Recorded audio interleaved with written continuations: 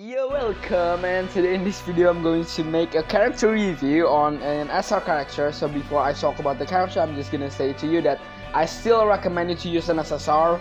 So yeah, if you just want to see this video as a review, then it's fine, but I still recommend you to use an SSR because SR and SSR is kind of like a huge difference on this game.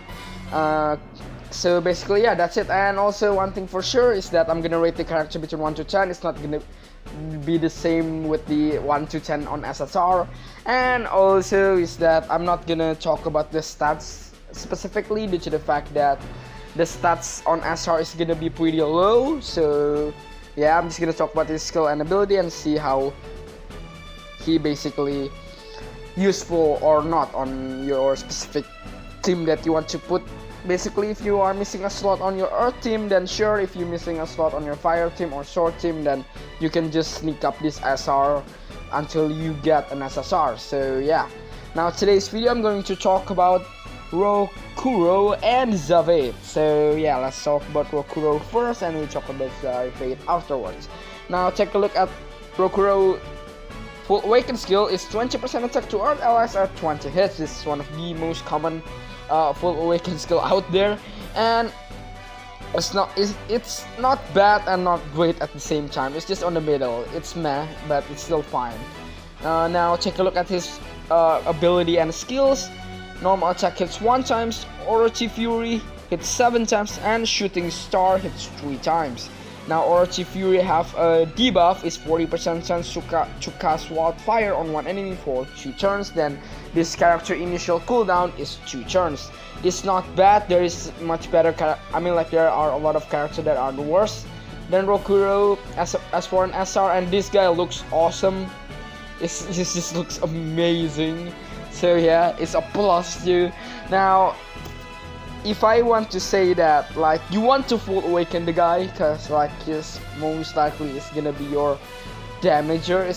It's kind of like around, if you want to use Rokurou, that is, due to the fact that the debuff is not gonna be always land. So you want a good start on him so he can basically just deals a pretty good amount of damage until he can cast the debuff again. So yeah, if I must rate the character as of right now, it's possibly just 5 is average, cause like that 40% chance, it's cause you know, if this did not hit, then you just have this SR with low stats in your team that just deal no damage at all, and that's why that I kind of like recommend you to just full awaken the character if you want to use Rokurou. It's not kind of like worthless due to the fact that he still have that debuff. And I need to say that a debuff on this game is still a pretty good kind of like to have, basically, especially if you are a SR basically. Now he's just an okay character. He basically at least could be worse, but I don't think that if this can land, then he do his job basically. So yeah, I think 5 is a fair game for Rokurou. Is it worth it or not? It's worth, but don't prioritize on Rokurou. It's just not really kind of like, I think some of the art characters that are much better than Rokurou as an SR. So yeah, that's Rokurou. And now let's take a look.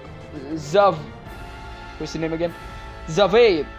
Differ in the win. Now full awaken skills, doing it my way, 20% max HP to artist type allies, a pretty good full awaken skill.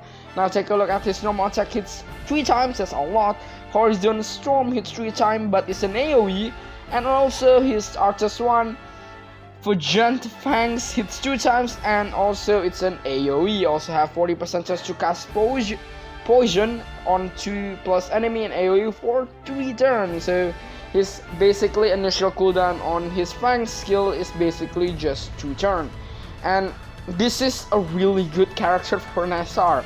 It's not bad, and full awaken skill is not bad as well, because like in 2 or 3 months you just do kind of like a summon on whatever SSR banner that you wanted to. Most likely you're gonna have a couple of an SR, and hopefully you have Zaveid in that period of time. You can full awaken the character and you can use this guy on your basically Arthur's team with 20%, 23% is not little at all. It's above 20%. It's a lot. And also he can cast a poison. That's not bad. And his hits doesn't basically there is nothing that below 2 hits, so it's incredible. So yeah, it's good for an SR. If I must rate the guy, it is a straight up 9 out of 10. But I don't specifically. I mean, like, it's fine if you want to put it on win team, but on Arthur's team, this guy, I think it's a really good addition if you really want to make Arthur's team and you're missing a slot. So yeah, it's a pretty good character. It's definitely worth it if you missing an Arthur's team and you have a lot of memory stone of Zaveid, then just go pick him up and use your materials, because I think this guy is gonna help you a lot, especially if you full awaken Zaveid. Because like poison is still really good. It's basically a worse version of burn, but if this cast and hits everyone, then it's much better than burn. So yeah, that's it. Thank you so much for watching. I hope you like it. Don't forget to like and subscribe for more Tales of Crestoria video. And that one is not too long due to the fact that Rokurou is just such a straightforward character. That's why I kind of cannot say too much on the character, just other than it's a 5 out of 10 character. It's on the middle on everything. Don't prioritize it. It's on the it's between worth it and worthless. Yeah. But for Zaveid, it's 9 out of 10. It's a really good character. If you're missing a slot on your Arthur's team, then just go pick him up. I think you'll be pretty happy about it. So I'll see you all then on the next Tales of Crestoria video. Bye bye.